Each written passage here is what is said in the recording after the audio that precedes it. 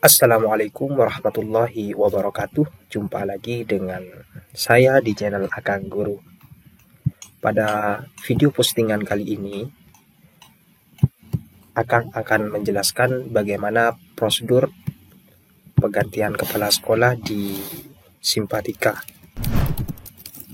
Bagaimana caranya? Silahkan tonton video ini sampai selesai. Langkah pertama, kita pergi dulu ke web Simpatika ya. Untuk mengetahui prosedurnya, kita ke menu ini, prosedur.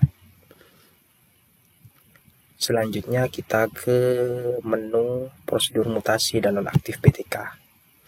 Nah, kita cari di sini bagaimana prosedur mengganti kepala sekolah atau mengajukan kepala sekolah. Nah, ini ya di alur 18 ini. Kita lihat detailnya. Nah, ini ya. Pengajuan kepala madrasah. Alur ini dijalani oleh PTK yang ingin mengubah data rincinya dikarenakan adanya pengangkatan sebagai kepala madrasah. PTK unduh formulir pengajuan jabatan kepala madrasah. Nah, di sini ada form yang harus diunduh kemudian diisi oleh PTK yang mau mengajukan dirinya sebagai kepala madrasah atau mengganti kepala madrasah sebelumnya. Namanya adalah form A09. Bisa diunduh di bagian ini atau di bagian ini ya. Coba kita unduh. Kita lihat isinya. Nah, isinya seperti ini. Jadi ada kolom-kolom yang harus diisi ya. Ada data PTK berkaitan dengan nama dan NU PTK atau PID. Kemudian ada data jabatan kepala sekolah ya, nanti diisi di sini nomor SK-nya, kemudian TMT-nya. Kemudian dipilih jenisnya ya. Apakah sebagai kepala tetap atau sementara. Selanjutnya diklat kepala sekolah atau kepala madrasah jika yang bersangkutan sudah pernah mengikuti diklat kepala madrasah, maka nomor piagamnya bisa diisikan di sini dan tahun mengikuti diklatnya diisi di sini ya.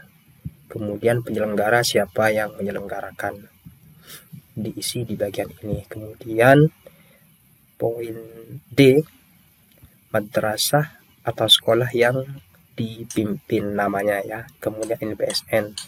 Nah, ini bisa ditanyakan ke ketua tata usahanya ya, KTU-nya. Nah, setelah itu diisikan tanggal di bagian ini, kemudian nama lengkapnya, kemudian ditanda tangan. Nah, kemudian di sini ada catatan apa saja yang harus dilampirkan ketika form ini sudah diisi. Yang harus dilampirkan, yang pertama, 1 kopi surat pengangkatan SK sebagai kepala madrasah atau sekolah. Nah, ini biasanya SK yang diterbitkan oleh ketua yayasan di mana PTK tersebut mengabdi atau mengajar ya. Kemudian, nah ini nanti setelah melengkapi mengisi data ini, kemudian melengkapi berkas yang diminta, ini diserahkan ke admin atau operator kantor Kemenak Kabupaten Kota setempatnya untuk mendapatkan surat tanda bukti pengaktifan kepala sekolah. Kemudian selanjutnya admin kantor Kemenak Kabupaten Kota melakukan pemeriksaan dan melakukan pengaktifan jabatan kepala madrasah atau sekolah terhadap PTK tersebut. Kemudian mencetak surat tanda pengaktifan kepala madrasah. Nah, setelah form A09 ini diserahkan ke admin kabupaten kota, nanti kepala sekolah baru atau PTK yang mengajukan untuk menjadi kepala sekolah mendapatkan balasan yang berupa S18A ya, untuk diberikan ke PTK dan S18B untuk arsip kantor Kemenak. Jadi ada 2 surat lagi yang akan terbit nanti ya. Nah, untuk selanjutnya apa saja yang berkas yang harus dilengkapi?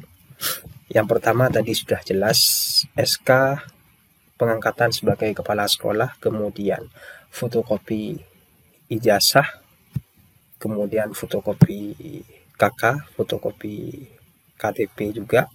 Di sini akan sudah punya contohnya ya, contoh SK-nya di sini. Dan ini berkas yang harus dibawa juga. Kita lihat apa saja. Nah, ini juga ada berkas yang harus disediakan, yakni permohonan rekomendasi pergantian kepala. Nah, ini biasanya dibuat oleh ketua yayasan ya. Kemudian berita acara pergantian kepala. Ini juga dibuat oleh yayasan. Kemudian serah terima pekerjaan, serah terima jabatan lah ya, yang ditandatangani oleh kedua pihak. Kalau pengajuannya adalah mengganti kepala madrasah yang lama. Nah, ini ya lampiran-lampirannya.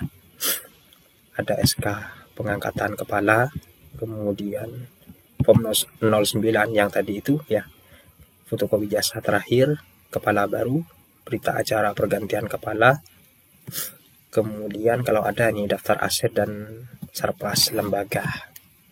Ya, kira-kira itu adalah prosedur ketika kita mau mengganti kepala madrasah yang baru.